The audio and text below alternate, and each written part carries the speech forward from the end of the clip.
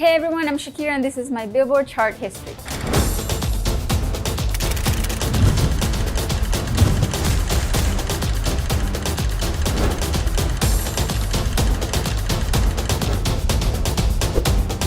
Donde Estás Corazón was my international hit.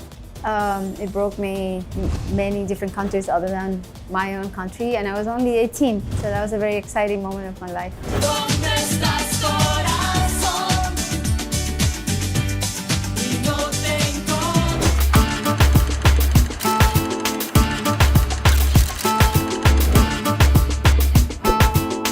Ciegas Sordomudas, I think it was my homage to Mexican music. I came up with a horn line and the lyrics, and I co-wrote the music with Stefano. It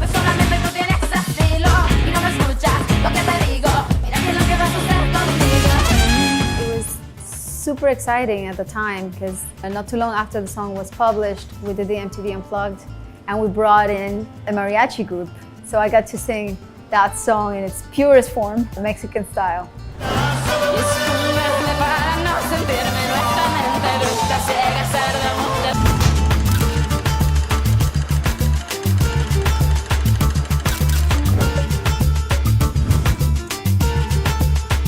Whenever, Wherever is definitely one of my most beloved songs, and personally it represents a big deal because it was the first single of Laundry Service.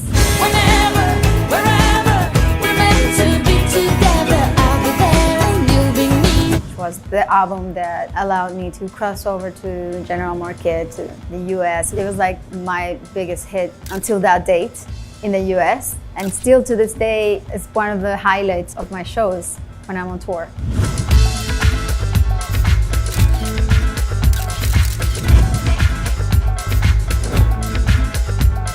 It was my first ballad in English. It was a very personal song that I wrote when I was very much in love. Underneath your clothes, there's an endless story. Yeah, it's one of those very iconic songs that when I perform in live, people sing along from beginning to end. Never gets old, that never fails. It's one of those songs that puts a big smile on my face when I perform.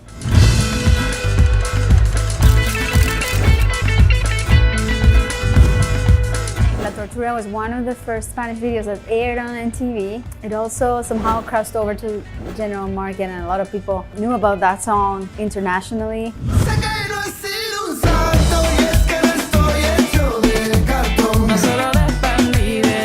This song was a really interesting experiment to me because I took reggaeton, which was like this really hot music style that was coming from Puerto Rico, but not a lot of people knew about.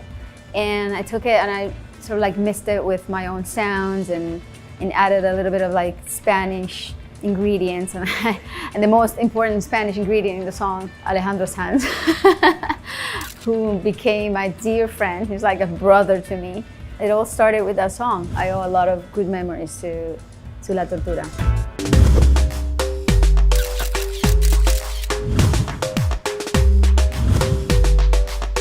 Hips Don't Lie was #1 in like 55 countries, and it was #1 in Hot 100s for a few weeks, and it was just a song that just broke all paradigms, changed the paradigm, I think, for me and for many Latin artists in the US. I'm on tonight, my hips don't lie, and I'm starting to feel you, boy. Come on, let's go, real slow. Latin music wasn't really at its peak like it is right now, and in the US, and many radios at first really didn't want to play Hips Don't Lie because it sounded too Latin for them, and it's understandable because it had a Colombian cumbia in the middle of the song. There's nothing pop about it. The rest of the song was. I had so much faith in this song. My album, Oral Fixation, was already out. It had already been published, but I really believed that the song was gonna make it big, and against all odds, I called the head of the label. I remember Donnie Einer, I think, was in charge back in the day, and I convinced them to recall the physical copies and collect them all and include the song in the album. And still, like, I don't know, 17 years later, I still get the references about hips don't lie. Hey, Shakira, your hips don't lie. It never gets old.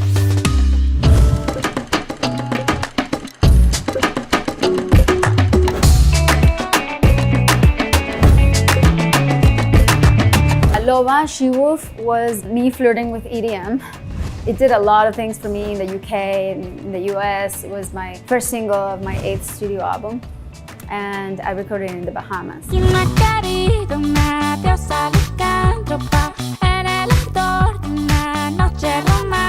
I remember that actually I wasn't too sure about me writing the lyrics in English.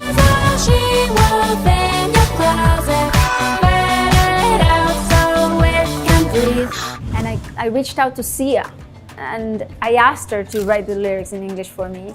And I also reached out to Seth MacFarlane. So I called him and said, Seth, can you write some lyrics for She Wolf? I wasn't very sure that I was able to write lyrics for the song. And they tried, they took a crack at him, but I ended up writing the entire lyrics for She Wolf. At the end of the day, it was all me.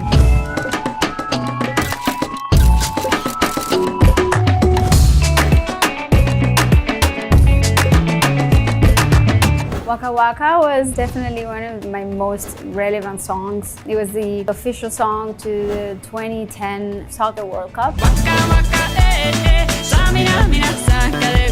This time for Africa. It was my second World Cup, because I had already attended to the finale of 2006 World Cup.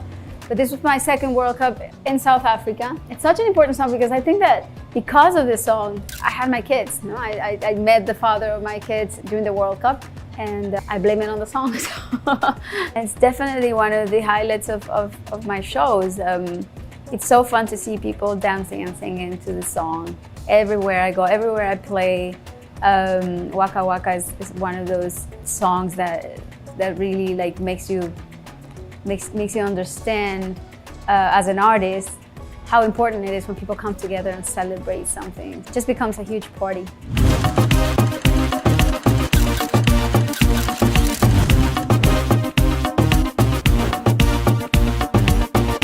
La Bicicleta is technically the first single of my album El Dorado, and it's one of the songs that have brought me so many joys.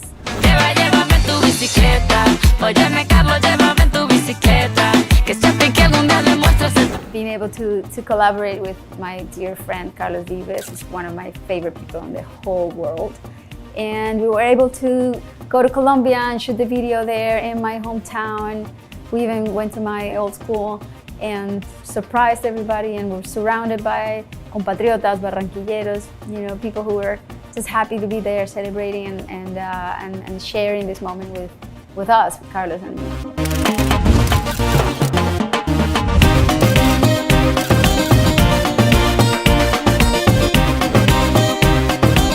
I hit #1 for 11 weeks. 11 weeks in the Hot Latin songs. That song was just incredible. It's one of my favorite ones.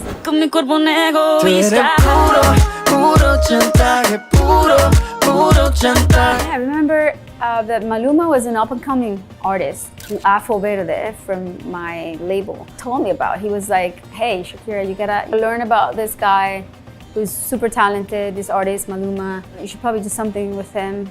And we were introduced and we hit it off. We had so much chemistry in the studio. We wrote the song and produced it and sang it, recorded everything, mixed it in like 3 days. It was like one of those things that were so immediate, so painless, and so fantastic. I think at the end of the day, the results, I think, speak for themselves.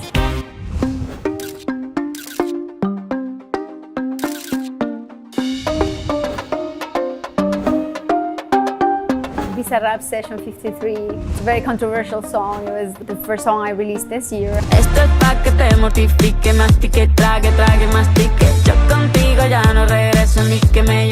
Actually, this one I owe it to my son, because my son, Milan, he's only 10, but back in the day he was 9, and he was like, Mom, you gotta do something with Bizarrap. This guy is unbelievable. I was like, who's Bizarrap? Like, what are you talking about? He used to play me his music. And one time, Bisa DM'd me and he approached me and said that he wanted to do something with me, and I showed it to me, and I'm like, Milan, look who's writing to me.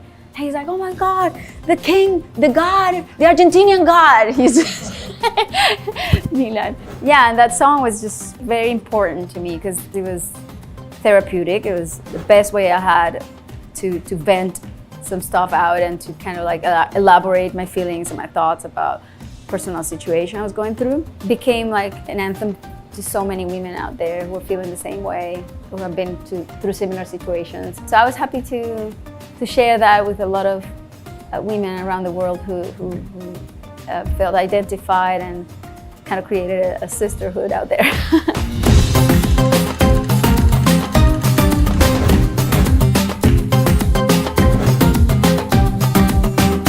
Recoger was another amazing song, my second single of this year.